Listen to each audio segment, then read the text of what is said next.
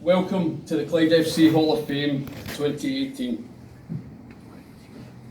It's no secret that the man we're bringing into the Hall of Fame tonight is the Clyde legend, Mr. Neil Hood. He's on my left hand side here.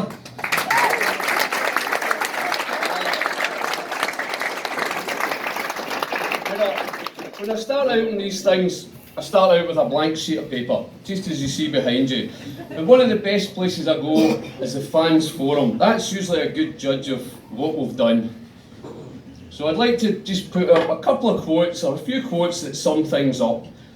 Texas Clyde, nearly a well-deserved nomination. William Little, great shout for Neil, and totally agree. The next quote is a wee gem, I loved it. Noxie, the Hood will always be my favourite. The next one kind of sums it up for people like myself who actually saw Neil playing for Clyde. Excelled in Essex. I don't think anyone in a Clyde shirt provided more pleasure and enjoyment for me than the irrepressible Neil Hood.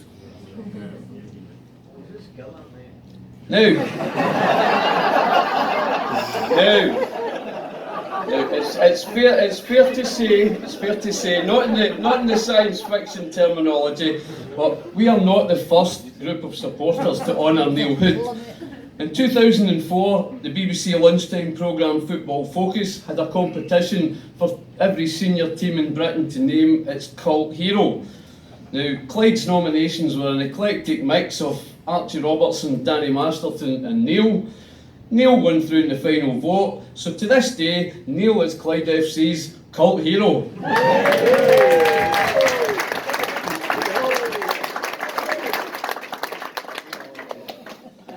Let's go back to 1969. I was just about to start out in primary school. Neil was just about to start out in his senior football career. Ali MacLeod signed him for Ayr, and by late September, he was on the bench for a game against Morton. He came on as a sub in the 60th minute, and 7 minutes later, Neil had opened his senior football scoring career. That was all it took him. Not only did he get that 67th minute goal, he got his first win bonus as well. Not a bad way to start your senior career. Despite a good few games for Ayr and a good few more goals, he moved on to Queen of the South in 1971. And it was probably at Queen of the South that Neil's goal-scoring prowess came to the fore. Top scorer for Queen of the South in 71-72. So things are going absolutely fine. What happens then? He moves to Hamilton. And what happens at Hamilton is very, very easy to sum up. He was the top scorer over the next 3 seasons. Now, before I jump away from Neil and Hamilton, I just want to flick to one match. It was a pre-season friendly. And Hamilton in August 1973 brought Leeds up to Douglas Park. And Leeds United at that time were a big team. They were a big, powerful team. And that Leeds United team that night contained guys like Terry Yorath, Gary Sprake, Frank Gray, Peter Lorimer, Joe Jordan. It wasn't a weak team they sent up. But to paraphrase a famous Norwegian commentator, Mr. Revy, your boys took a hell of a beating. And the reason I highlighted that game was because of the Hamilton goal scorers. Paul Hegarty started it, and Neil, against the mighty Leeds United, got the other 3 goals. A fantastic hat-trick.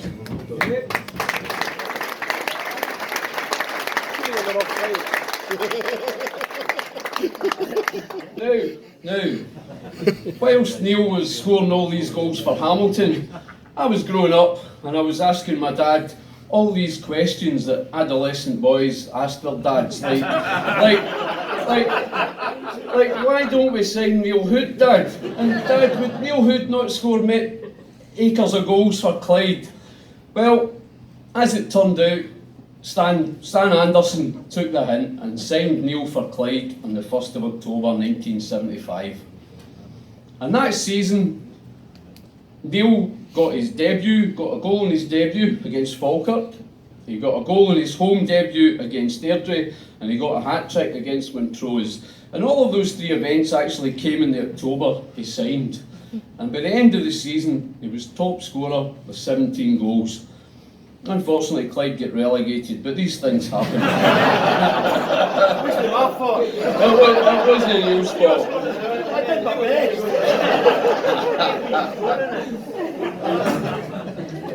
I think I should maybe have put a black line round this bit. The following season was a poor season for Clyde in relative terms. We were mid-table in Division 2, we went through 4 managers. Did it affect Neil? Not at all. Top scorer with 19 goals, yet again. July 19... I'm getting older looking, guys. We done our best with Photoshop, Neil. July 1977. The directors appointed Craig Brown as manager. Craig Brown settled the team, seemed to settle the team behind the scenes as well, and he put a team in the park that won the second division championship, and I'll go as far to say it's the best Clyde team I've ever seen in my lifetime. Neil went from strength to strength, yet again top scorer, 21 goals. Now, if you remember my previous slides, he was top scorer for Queen of the South a season, 3 with Hamilton, he's now done 4 with Clyde. 78-79, we consolidated in the first division. We started off great guns, we fell away a wee bit, there was some fantastic games. Clyde 6 and Johnston 4, particularly sticks in my memory.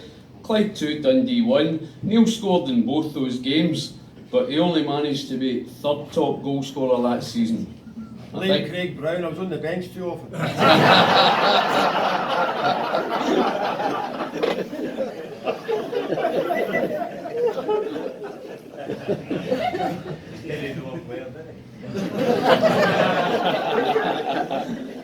Doesn't end there. So the following season, Neil's 5th with Clyde. Starts off well, gets his 2nd hat-trick for the Bully Wee against Hamilton Accies. Must have enjoyed that one, I'm sure, Neil. Loved it. Scores against Rangers in the Cup. And we're back to normal. Neil's top scorer again. And that's even allowing for the fact that in March 1980, he went to Stranraer to be player manager of Stranraer. Biggest mistake of my life. So with Neil at Stranraer, Clyde were about mid-table of the second division the following season. Then we come to 81-82. Neil and Stranraer have parted company.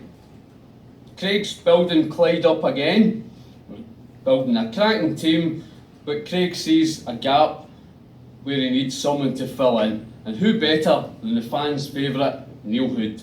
So Neil comes back to Shawfield. Clyde run out second division champions again. Neil plays the same number of games as Davy Ray. There's 1 medal between them. On the count back, Davy Ray gets it, having made more starts than Neil. Then, about 26 years later, a medal surfaced. So there was only one man that was going to get it. So there must be something of a Scottish record in there. 26 years to Neil getting his medal for the second division championship that season. I've mentioned that he scored a goal against Rangers in the Cup. If you asked me to list all my memories of Neil, this one would be right at the top. Traditional Scottish Cup, 3rd round, we're drawn at home to Rangers. Rangers are mid to top of the Premier League, Clyde are struggling at the bottom of the 1st division.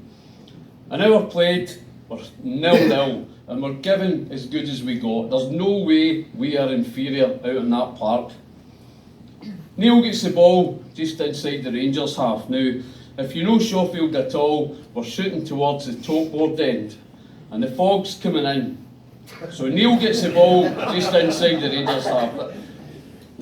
He beats 3 defenders. He beats Tom Forsyth, Scotland international. He beats Sandy Jardine, Scotland international. He beats Colin Jackson, Scotland international. He's through in goal. He's facing Peter McCloy, himself a Scottish international. Now, whether you call Neil's goal a lob or a chip or a fantastic shot, just don't call it a toe poke. Whatever you want to call it, it was a fantastic goal. It was a thing of beauty to us Clyde supporters. Absolutely brilliant. We're 1-0 up against Rangers. We're excellent value for that money. It's all looking good. Unfortunately, life isn't always like that. And we ended up 2 each, and Doug Bailey in the Sunday Post gave us the best summing up. Seldom on the field of conflict have so few done so much and only got a draw for their efforts. Absolutely, we were robbed that day. Yes. Now, this was probably one of the hardest Halls of Fame I've ever had to do, because Neil knows a lot about his own career. I don't mean that in a bad way, but Neil knows he was a top goal scorer. So, we know that Neil was top scorer over 4 seasons for Clyde. Where does that put Neil in the overall history of the club? So only one man has been top scorer over 5 seasons, and that was a South African called Dougie Wallace. And he'd done them in the Second World War, where some people might not think Scottish football was the same and might not count them, but we'll count them. 4 times has been achieved by a guy called Alan Brown in the 20s, Billy McPhail in the 40s and 50s, and Archie Robertson in the 50s, and Neil. And that is it. Now, I reckon there's been 1,750 odd players played for Clyde over 140 years, and Neil is in a group of 5. Fantastic achievement.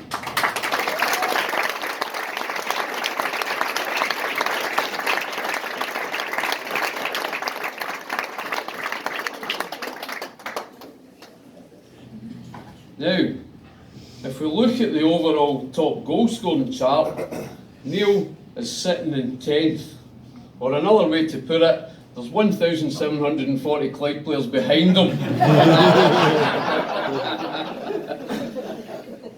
I did have a wee thought to level the playing field, because a lot of these guys played football in a different era where Clyde were a much more powerful team, but it was an impossible ask. So we'll have to accept that Neil is in 10th place. Now, look at the guy in position number 8, Harry Hood, himself an entrant into the Hall of Fame. Harry left Clyde in 1968. So what we can unequivocally say is that Neil is the club's top goal scorer in the last 50 years. Yeah.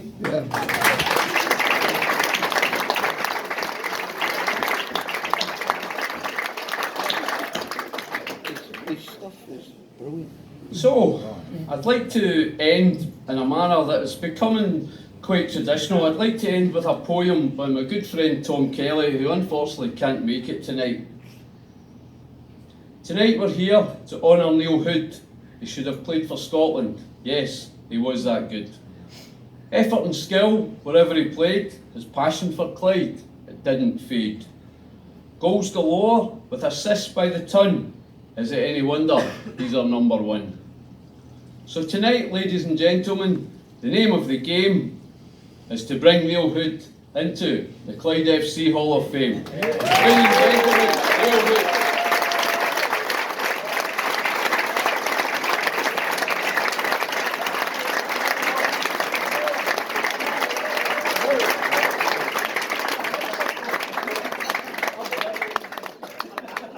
What I'd like to do now is invite the first of my speakers up, former Clyde manager, former Scotland manager, and many, many other things in the world of football, Mr. Craig Brown.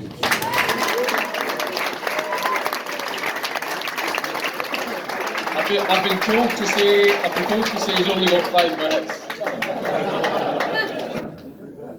Thank you, Sid. Good evening, ladies and gentlemen. I want to tell you that 2 of these goals against Leeds were offside. I just look so fast. But it is a privilege to be back here at Broadwood. I was going to say Sheffield there, but we're back at Broadwood, and it was also a privilege, Danny, to see your team win today. I was delighted at that. I haven't been too often, but I hope to get back more often to see the success that you're bringing to Clyde. Norrie coming as the chairman, you as the manager, the club has just lifted sky high now, so we're delighted at that.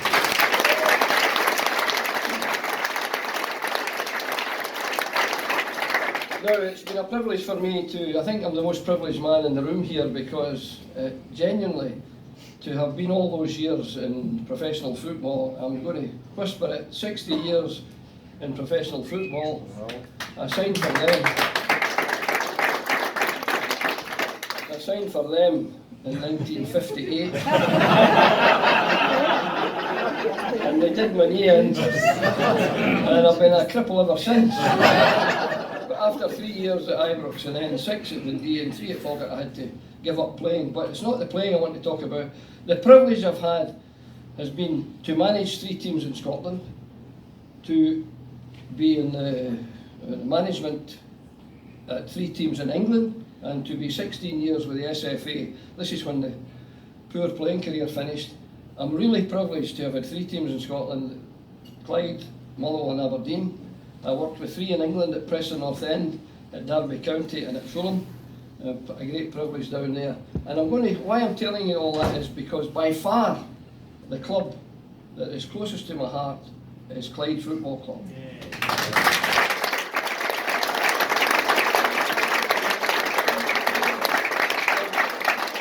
Saying to you guys might progress, and I'm sure David, who won the Player of the Year, he's been at various clubs, and I'm quite sure he'll have the feeling that many of us have who have been at Clyde, a real warmth for this football club.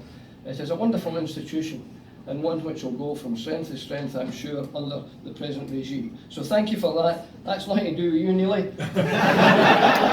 I'm waiting for that.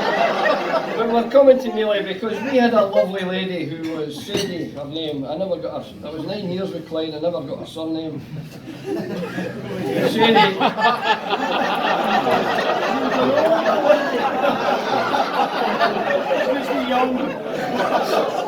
Sadie was in charge of everything. She was the laundry lady, really. Mainly, her main job was laundry. She did everything. She would line the pitch if necessary, put up the goal nets. Anything you wanted, Sadie would do it. And she used to come. She had a great affection and a great knowledge of Neil Hood, because she used to come on a Saturday. She'd go in the dressing room picking up the kit, you know, the jersey, the shorts and this. And ladies, the players wear slips below their shorts, you see. So she'd come along with these slips and say, "Hey, was Neely Hood nervous again today?"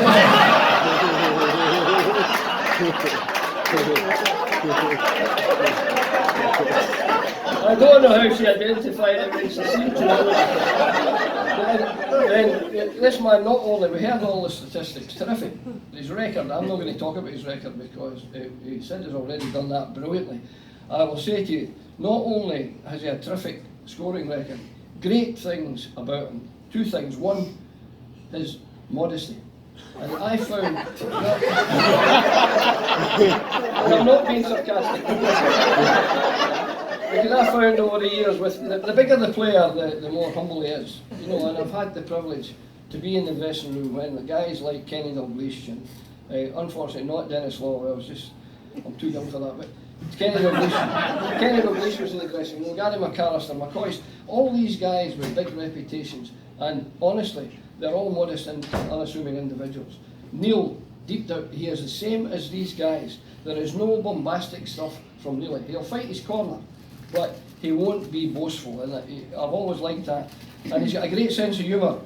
He had to prove that because John Brogan's sitting there, and I remember after one game, he comes in and he says to Brogy, it was a good attendance for us at Shawfield that day. He says, "Brogy, there was 5,783 the other day." And Brogy says, "Wait a minute, Nearly, the game's just finished. How the hell do you know the crowd like that?" He said, Nearly says, "There was 5,873, I'm telling you." And Brogy says, "How do you know?" And Nearly says, "Because I was counting them waiting a pass from you, you greedy."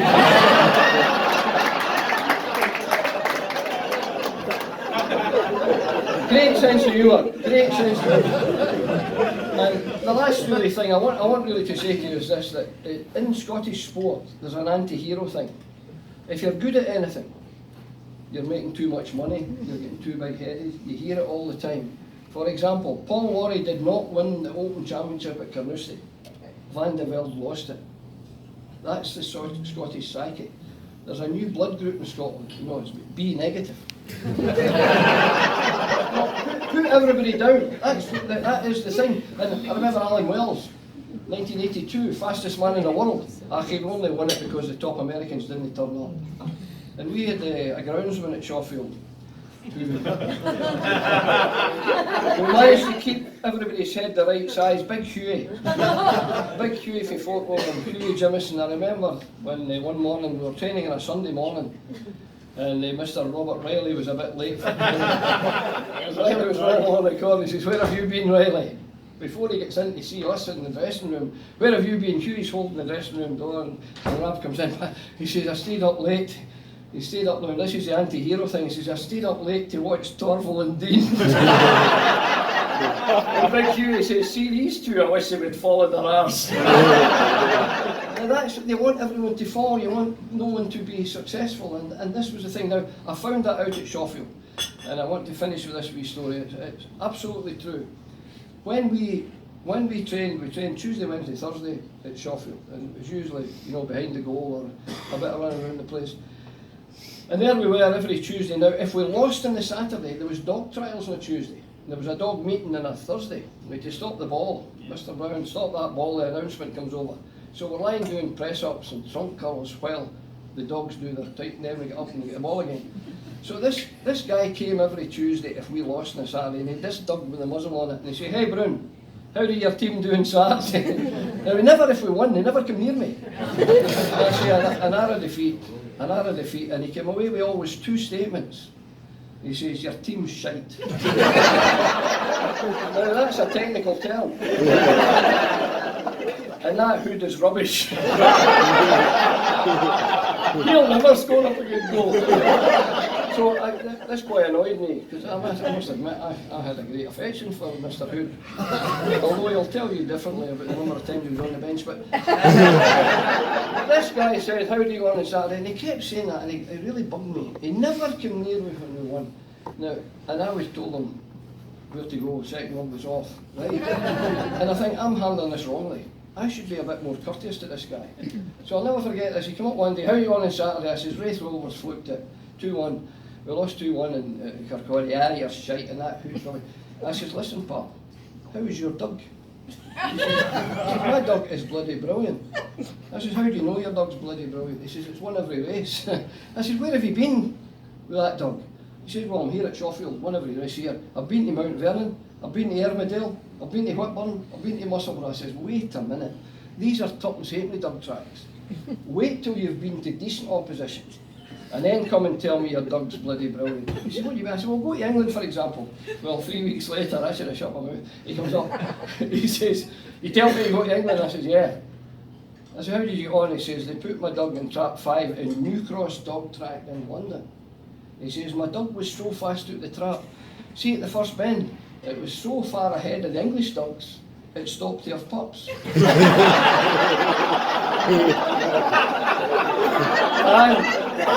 And he says it went on and won the race. And I says, "Well, your dog is bloody brilliant." He says, "I'll tell you better than that, Bruin. The pups were second and third."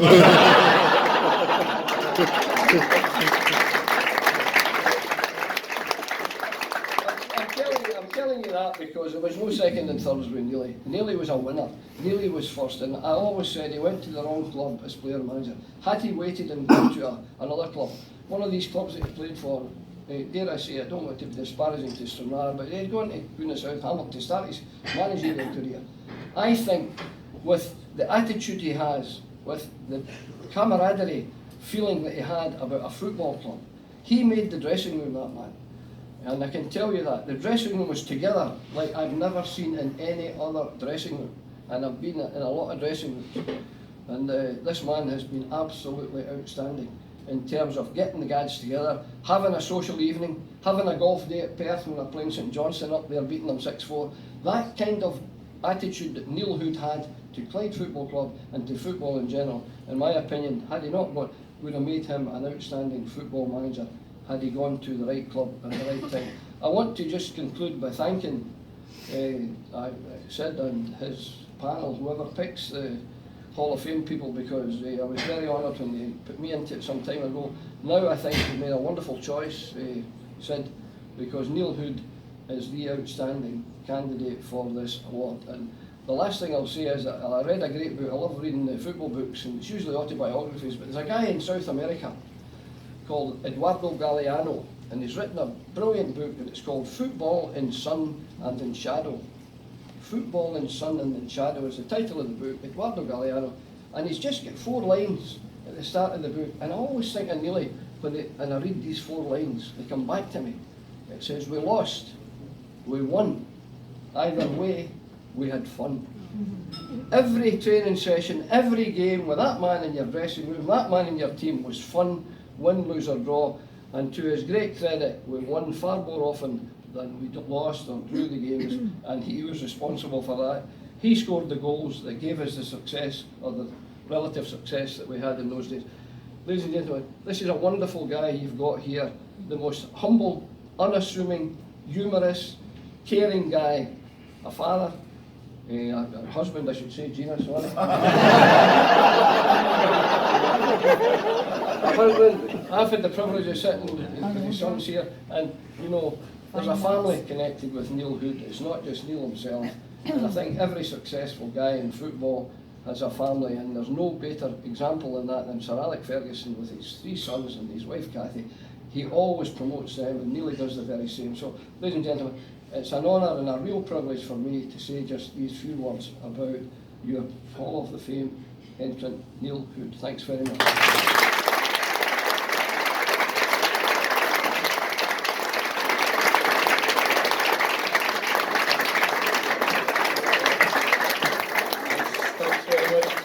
Thank you. I'd like to ask our second speaker to come up, ladies and gentlemen. Former Clyde player and scorer of the fastest goal ever at Shawfield Stadium.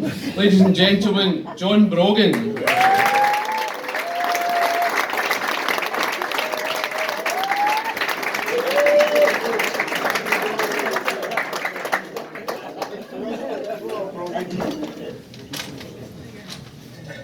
Thanks very much, Sid, and a good evening, ladies and gentlemen, and a big thanks for allowing me to say a few words about Neil Hood. How do you follow Craig Brownell? I mean, Craig, absolutely sensational as a speaker. Do you do after dinner speaking by any chance? I've never known. But seriously, folks, it's a big thanks for allowing me the few words. And Sid and Craig have discussed a lot of what Neil has done on the park, in particular for Clyde. I also agree every word that you've both said. However, Neil, true friend and wonderful teammate. That's how I would describe Neil. Tiger, motivator, brave, skillful, strong, great goal scorer, run through a brick wall, desire. That's the kind of person Neil Hood was when he played with Clyde. Notice I did have skill in there. A lot of people think Neil was just up and at them all the time. Neil had tremendous skill, as was borne out by the story of the Scottish Cup game against Rangers, which he said so well, Sid. The biggest thing for me on the park at the time was Neil actually having an ability to turn on the halfway line and actually go through Colin Jackson, go through Sandy Jardine, and go through Tom Forsyth. Nearly, it's not often you actually manage to get the ball into your feet and turn, but well done that day.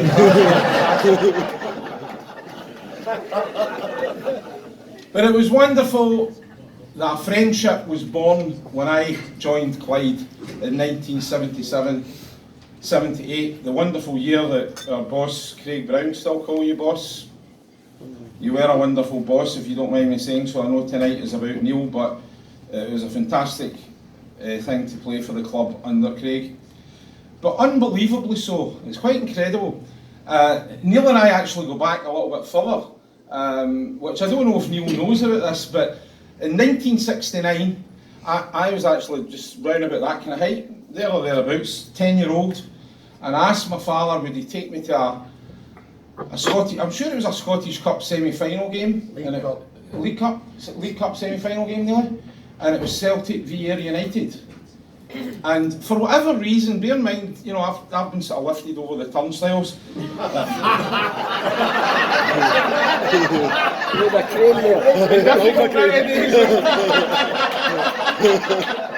I'll tell you, see when Sid said there was a lectern, I was delighted. I thought that's brilliant. Don't worry too bad. But 1969, and for whatever reason, am I right, Neil? You were on the bench that day? Yeah. Because there was this little whippet jumped out the bench when it was Ali MacLeod that was the manager. Yeah. Ali MacLeod was the manager, and Nearly was running up and down the pitch, desperate to get on. And for whatever reason, bear in mind I'm only that kind of age and that kind of height, 10-year-old. So the game wasn't that interesting to me, and I was more interested in this little lad with the silver hair.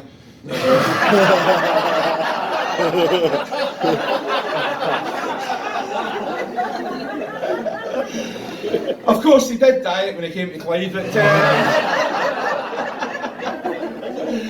and for those of you that don't know that Joe Ward's in here tonight, but Neil always said that he made Joe Ward, and I've looked at Joe Ward tonight, and I've looked at Neil, and if the two of you would be good enough to stand up, let's have a look at those heads. Absolutely fantastic. Come on, Joe. Welcome, Joe Ward. There we go.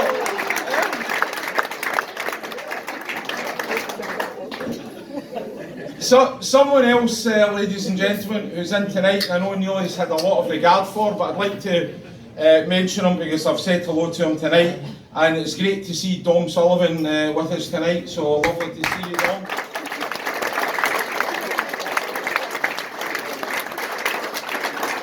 How am I doing in my 5 minutes, sir? You're only 12 minutes into it. Anyway, as Craig and Sid had said, that particular year was something special. And for whatever reason, I joined from the other half of Glasgow to the Bully Wee in 77, and come into the club. And in those days, the average age of a football club was probably about 27, 28. It's a lot younger now.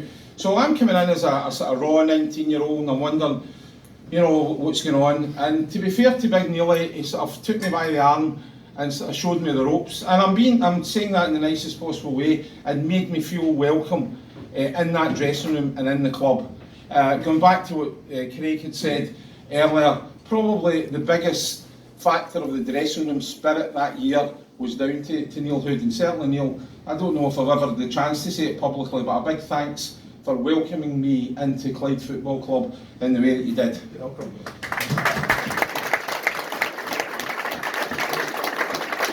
So we formed a super friendship, both on the park and off the park.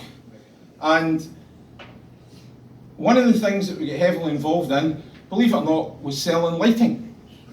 So, I know, it's hard to believe, but we sold table lamps down at Ayr Market. I was involved in a bit of selling of table lamps in those days. Neil had his own work, and for whatever reason, these two guys seemed to gel and talking a lot of, well, shite, basically. Sorry, ladies, but at the market, come on, get 2 for 1 here, get 3 for 2 there, there we go, 4-foot flexes, it'll go all the way to the plug. No problem at all.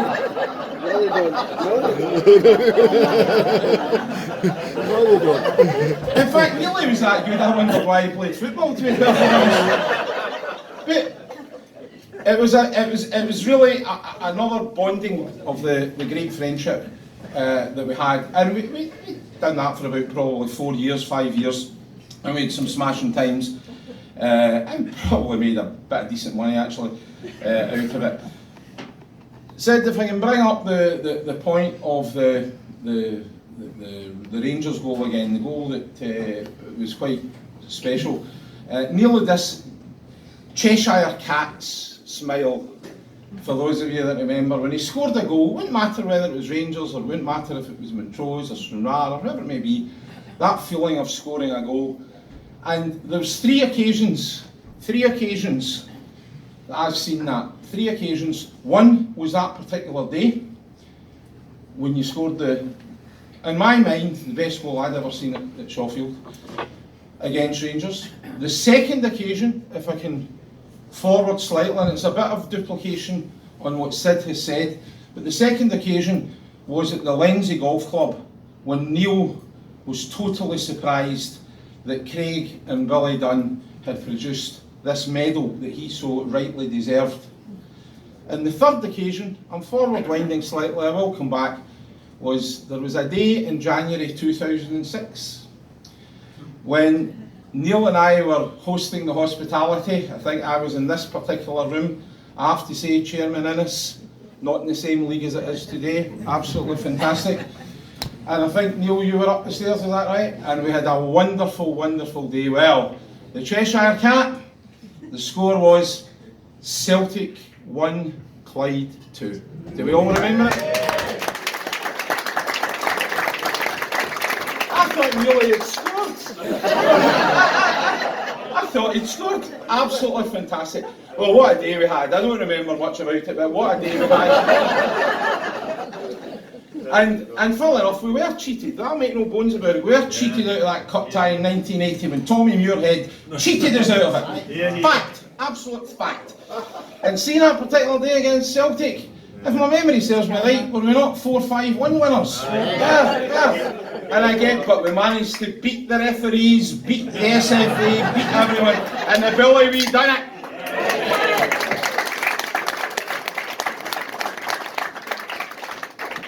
So during this time, as Craig had said, Nearly went to Sunra, okay? And bear in mind, I'm with him on a Sunday morning, right? We're doing the markets. And I thought I was well liked at Clyde. I don't know whether I was or I wasn't, but I thought I was. But Neil was like, Brogy, don't you worry, I'll get you a move down to Sunra. Now, you've got to remember, the Billy Wee's up there and Sunra's down there. But don't you worry, Brogy, I can't match the money, but we'll get you a couple of sheepskin rugs, don't you worry about that. Craig Brown did produce the master stroke in bringing Nearly back in 1981, just to really get us over that line. Whether it was or it wasn't, I don't know, but motivational is a big thing, or motivation is a big thing, I should say. And we did have a wonderful player. He was on the cult hero list, in Danny Masterton. But let's just say that while Nearly was a workhorse, Danny perhaps wasn't, but wonderful skill. But I think that, if I'm right, Craig, probably Neil was there to motivate Danny, who went on to a great season, I have to say. But apart from that, Neil come back in and motivated us within the dressing room. As Craig has mentioned, the social side of things was fantastic. Neil and I were involved in a lot of it at the time. But our friendship continued way after Clyde and still does to this day. We've been on many golfing holidays together, whether it be in the UK, whether it be in Turkey, whether it be in the United Kingdom. One little story going back to Nearly and what he's about as a player. And probably none of you will remember this particular person, but it just happened that about 2 weeks ago I got a phone call from a friend of mine who's president of Bothwell Bowling Club this year, Kevin Moore, who used to be a Grade 1 referee, and he asked if I could go to his opening today as president of the bowling club. I said, I'm really sorry, I said, but I'm involved in a night for Neil Hood. I don't know if you remember Nearly when you were doing. He says, Nearly? He says, I remember Nearly. He says, and I'll tell you why I remember Nearly, John. He says, there was, remember in those days, nobody, you know, you didn't get bookings, you know, and you to really do something before you got a booking. He says, Nearly was one of only 2 people I ever booked in a friendly. So there you are, Nearly. 2 weeks ago, a chap who's never mentioned to you. That shows you the spirit that you played.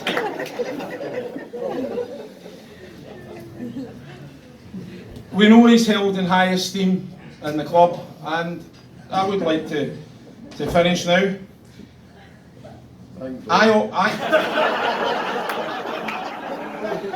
I can go on if you want. Like, you're all itching for the toilet, aren't you? I can say. Seriously, and I'm going to be serious for a minute. It's my belief, rightly or wrongly, that awards are given out far too easily. All sorts of things in life, I think awards are given out far too easily.